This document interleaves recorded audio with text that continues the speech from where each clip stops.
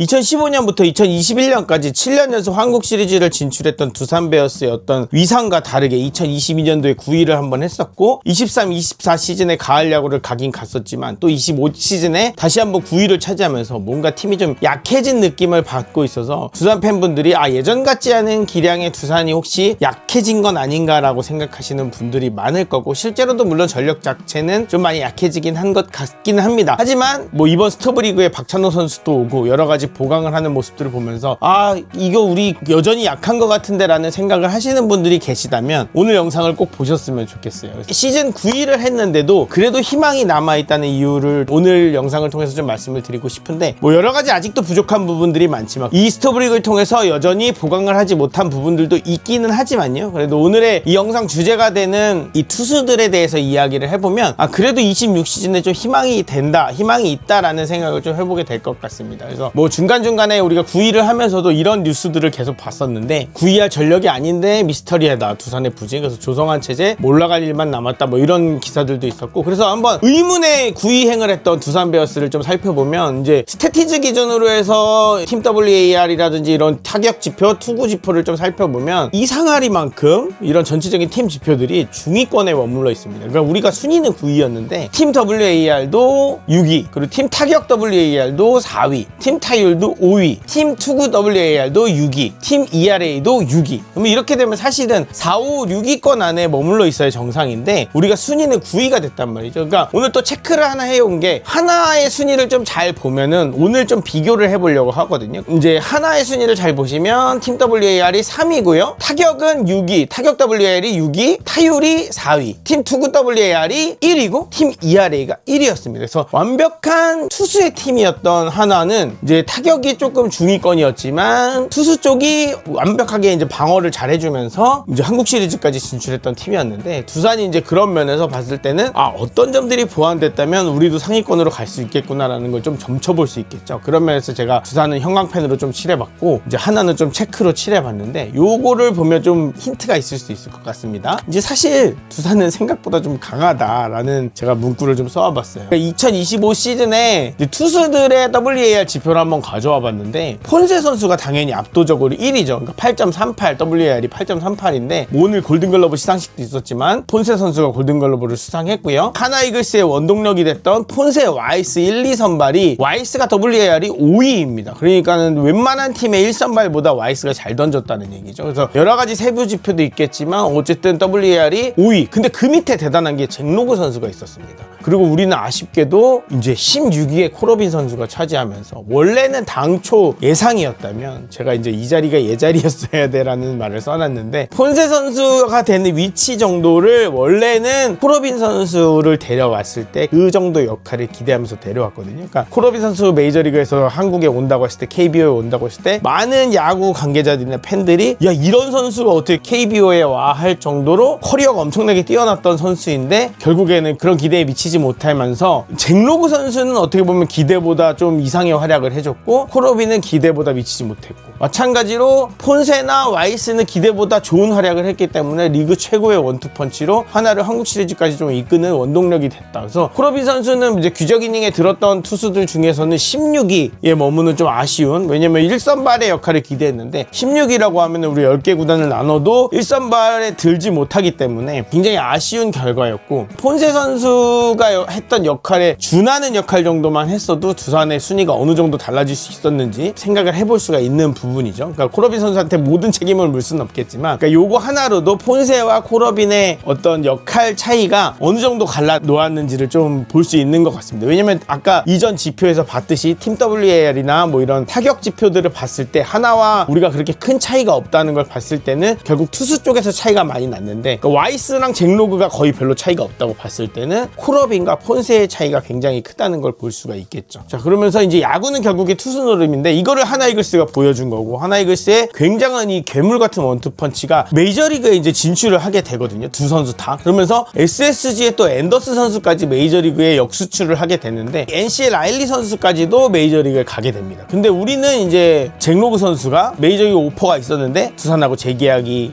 됐습니다. 그래서 우리한테는 굉장히 호재죠. 그래서 후라도랑 네일, 그러니까 WAR 순위로 보면은 후라도, 네일이 남고 그 위에 있는 잭로그 선수 위에 있는 폰세랑 앤더슨, 와이스는 이제 메이저리그로 떠나고 이렇게 됩니다. 그래서 이제 잭로그 선수와 또 붙어있는 LG의 치리노스 선수도 LG에 잔류를 하게 되죠. 그러니까 이런 식으로 잭로그보다 WAR 기준으로 더 활약했다고 할 수 있는 선수들은 지금 후라도랑 네일밖에 없다. 그러니까 물론 이제 더 1선발급의 선수들이 더 수급이 돼서 오겠지만 잭로그 선수가 사실 팀의 1선발 역할을 했다고 해도 과언이 아닌데, 일단 잭로그가 남아있는 두산 베어스는 또 1선발을 데리고 오는 두산 베어스는 굉장히 강하다고 할 수 있는 거죠. 일단은 잭로그 선수의 활약상을 좀 살펴보면은 ERA 2.81이고 리그에서 최상위급의 실점 억제력을 갖고 있다고 볼 수 있고, 홈런도 8개밖에 맞지 않았습니다. 그래서 실점 억제의 핵심이라고 볼 수 있고, 잠실에 딱 맞는 투수다. 그러니까 비기닝을 이제 홈런을 덜 맞는다는 건 비기닝을 방지할 수 있다는 능력을 갖고 있다는 거고, 또 사실은 이 선수가 체력 문제가 좀 있지 않을까라는 생각을 했었는데 176이닝을 소화해주면서 뭐 이닝히터 역할까지 충분히 해줬고, 아마 제 기억으로는 5이닝 미만으로 던져준 게 2번인가 밖에 없는데 한 번은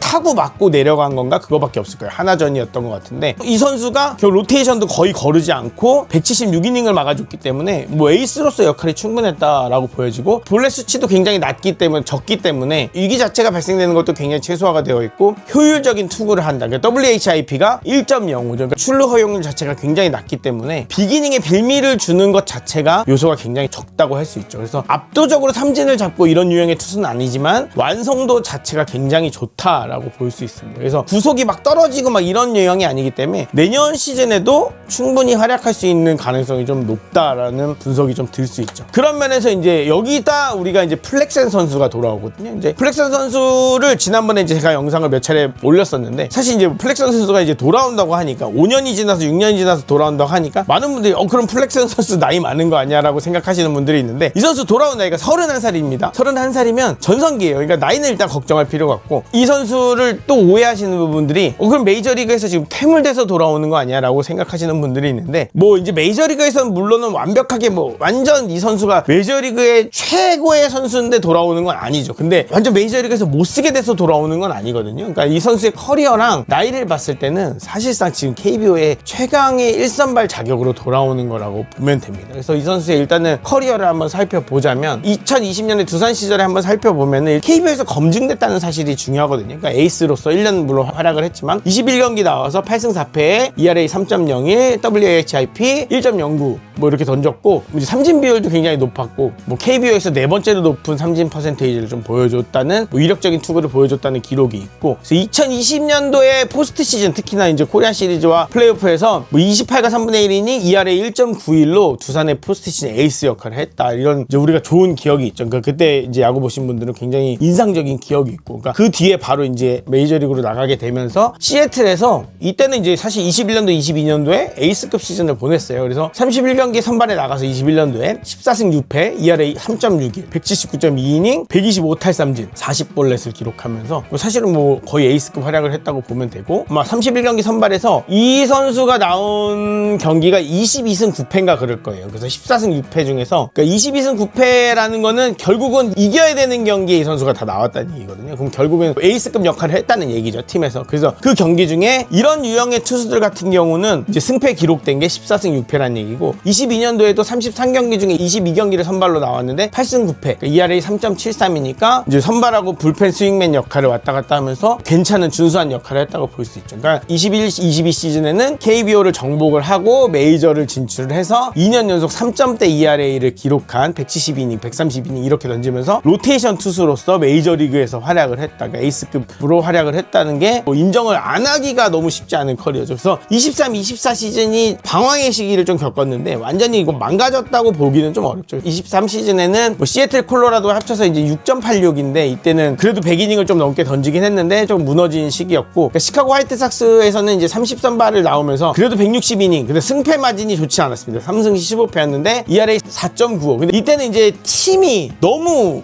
좋지 않았어요. 시카고 화이트삭스가 너무 안 좋아서 이때는 거의 이닝 히터 역할이었다. 그래서 160이닝을 던졌다는데 의의가 있을 것 같고, 뭐 25시즌도 한번 살펴보면 일단 제가 제목을 이제 플렉스앤 걱정할 시간에 주토피아 2나 한번 더 보자라는 얘기를 했는데, 주토피아 2가 요즘에 인기가 많죠. 이제 많은 분들이 플렉스앤 컴백에 대해서 반신반의하는 분들이 많은데, 물론 이제 이게 뭐 제가 나중에 또 코러빈처럼 흑역사가 될 수도 있겠지만, 저는 좀 그래도 플렉스앤 선수가 돌아오면은 활약을 못할 가능성이 더 낮다고 생각하거든요. 왜냐면 이 선수 커리어도 그렇고 나이도 그렇고 심지어 KBO를 한번 뛰어봤기 때문에 여러 면에서 봤을 때는 성공할 수 있는 확률이 성공하지 못할 확률보다 훨씬 높다라고 보거든요. 그래서 그런 면에서 봤을 때는 어쨌든 이번 페이지 제목도 이렇게 적어봤는데, 이제 25시즌 올해였죠. 컵스에서 다시 한번 이제 아직도 통한다는 걸 보여준 거고, 마이너 계약을 일단 먼저 해서 5경기 나와서 ERA가 1.16이었으니까 암슬롯도 좀 조정을 하면서 반등을 좀 했었고, 그 다음에 이제 메이저 콜업을 받으면서 최종으로는 21경기에서 선발 1경기 나오고 5승 1패, ERA도 3.09 이렇게 나와서 시즌 초에는 11경기 연속 무자책 경기가 나오면서 불펜으로 성공 스토리를 좀 썼죠. 근데 하지만 이제 후반기에는 조금 부진한 모습을 보여주면서 DFA가 되었는데, 결론을 내보면 KBO에서 이미 한번 에이스였었고 MLB에서도 한번 또 에이스급으로 증명을 했고, 여전히 마지막에 25시즌에 올해 3점대 초반 ERA를 찍었던 전성기 나이의 31살 투수가 KBO로 돌아오는 그림이기 때문에 저는 걱정을 좀 안 해도 된다. 다시 한번 말씀드리지만 플렉스앤 걱정을 할 시간이 있으면 주토피아 2를 한번 더 보자 라는 말씀을 드리면서, 구종을 좀 따지더라도 일단은 낙차 큰 커브를 갖고 있고 슬라이더인데 이제 좀 더 스위퍼 성향이 짙어졌다고 하고, 포심이나 커터로 이제 존을 공략하고 카운트를 잡아가고 체인지업으로 타이밍을 공략할 수 있는 구위들을 갖고 있으니까 전형적으로 이제 KBO 탑급 외인의 일선발 패턴이거든요. 그러니까 이거를 구위가 조금 하락했다라는 플렉스앤 선수의 이제 평가도 있기는 한데, 그렇다고 해서 KBO에서 통하지 않는다? 이 정도는 아닐 것 같거든요. 왜냐면 그만큼 메이저리그 타자들과 KBO 타자들의 수준 자체가 너무 많이 차이가 나기 때문에 이런 구종을 갖고 플렉스앤 선수가 KBO 타자들을 상대하기 힘들다라고 막 보기는 좀 어려울 것 같습니다. 그래서 어쨌든 2026 KBO를 다시 놀라게 할, 저는 플렉스앤 잭로그, 물론 올해는 폰세 와이스의 해였습니다. 그러니까 우승은 물론 LG 트윈스가 했지만 폰세 와이스가 정말로 KBO 리그를 깜짝 놀라게 했고, 이제 말 그대로 씹어 먹었고, 그래서 하나 이글스를 끌어올리는 원동력이 되었고, 아까 이제 팀 지표를 봤지만 투수력으로 팀을 어디까지 올릴 수 있느냐. 우리도 사실 예전에 뭐 니퍼트하고 뭐 보우덴이라든지 외국인 원투펀치들이 활약했던 많은 시즌들을 봤을 때, 아, 이 외국인 원투펀치 활약에 따라서 우리가 시즌 전체의 향방이 바뀔 수도 있구나. 그래서 지금 뭐 사실 부족한 부분들이 있죠. 좌익수 포지션이라든지 지명타자 포지션이라든지 이런 부분들이 좀 아직 물음표 부분들이 있긴 하지만, 이런 부분들의 물음표보다는 원투펀치가 확실히 잘 세워졌기 때문에 굉장히 기대할 수 있는 부분이 훨씬 크다. 그럼 우리도 어느 정도 상위권에 좀 기대를 해봐도 된다라고 저는 좀 볼 수 있을 것 같습니다. 그래서 좀 자신감을 가져도 될 것 같고, 제가 봤을 때 너무